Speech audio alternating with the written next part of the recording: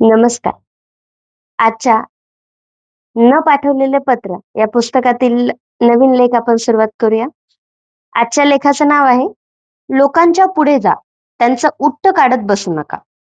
मी नुकतीच माझ्या मित्रासह एका अनाथ आश्रमाला भेट दिली. तिथल्या एका स्नेहशील कर्मचाऱ्याला आम्ही सांगितलं, की आम्हाला आश्रमासाठी काही भौतिक स्वरूपाची मदत करायची आहे. त्यानं सांगितलं, की त्याला याविषयी तिथल्या देणगी स्वीकार खात्याच्या प्रमुखांशी, जी व्यक्ती एका सामाजिक कार्यकर्ती होती, त्यांना बोलावं लागेल. आम्ही तिथे थांबलेलो असताना एक महिला त्या ठिकाणी आली. ॲडॉल्फ हिटलरला लाजवेल अशा उद्धट स्वरात तिनं सांगून टाकलं, तर तुम्ही काहीतरी द्यायचं म्हणताय? मला 500 किलो तांदूळ द्या. तेवढंच फक्त हवंय मला. दुसरं काही घेण्यात मला अजिबात रस नाही. अर्थात तुम्हा लोकांना हे परवडत नसेल तर मला 5 किलो तांदूळ द्या. पण मला फक्त तांदूळच हवा. दुसरं काही नको. निघते मी. कसलं सौजन्य नाही, प्रसन्नता नाही, किस्मित हास्य नाही. ती फक्त आत आली, काही शब्द ओकली आणि चालत झाली. ही बाई देणग्या स्वीकारण्याच्या खात्याची प्रमुख आहे. कल्याण असो. आश्रमातल्या मुलांचं. मी स्वतःशी पुटपुटलो. मी आणि माझा मित्र बराच वेळ काहीच बोलू शकलो नाही. आम्ही अजूनही त्या उद्धट आणि बेपर्वाईच्या भडीमारातून सावरलो नव्हतो. थोड्या वेळाने मी मित्राला म्हटलं, आपण देऊया 500 किलो तांदूळ. आपल्या कर्तव्य इथल्या मुलांशी आहे, या बाईशी नाही. तिच्या वागणुकीची भिंत आपल्या हृदयांच्या आणि त्या मुलांच्या पोटाच्या आड उभी राहायला नको.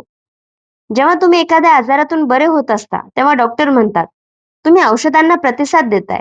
त्याच्या उलट तुमची तब्येत खालावली, तर डॉक्टर म्हणतात, तुम्हाला औषधांची प्रतिक्रिया येते. प्रतिसाद सकारात्मक असतो, प्रतिक्रिया नकारात्मक असते. आयुष्यातल्या कोणत्याही परिस्थितीला आपण प्रतिक्रिया देऊ नये, तर योग्य प्रतिसाद निवडून तो द्यावा. बाह्य परिस्थितीच्या प्रहारामुळे आपल्या वर्तनाला चिथावणी मिळता कामा नये. आपलं वर्तन आपल्या अंतर्गत मूल्याधारित निवडीमधून उमटावं. बाहेरच्या जगातल्या एखाद्या स्त्री किंवा पुरुषाला आपल्या अंगभूत भलेपणाला पायदळी तुडवण्याचा अधिकार आपण देऊ नये. जग कसं वागतं याच्याशी आपला संबंध नाही. आपला अभिमान आपल्या नजरेतून आपण योग्य वागण्याशी निगडीत आहे. तुमची कितीही कसोटी पाहिली जाओ, तुम्ही कुठेही जा, काहीही करत जा, तुमच्या उदात्त स्वभावाचाच आविष्कार तुम्ही केला पाहिजे. इतर लोकांच्या मर्यादांनी आपण मर्यादून जायचं नाही. कोणीतरी चुकीचं वागलं हे सबब आपल्या चुकीचं वागण्यासाठी चालणार नाही. चुकीला चुकीनं प्रतिसाद देणं उचित नाही. आपण आपला भलेपणा सोडायचा नाही. जेव्हा जेव्हा संधी मिळेल तेव्हा आपण अशा मागास लोकांच्या पुढे जायचं. त्यांचं उट्ट काढत बसायचं नाही. किती छान सांगितलंय ना, की कोण आपल्याशी कसं वागतंय, काय करतंय, यामुळे आपल्या स्वतःतल्या माणसाला आपण बदलायचं नाही.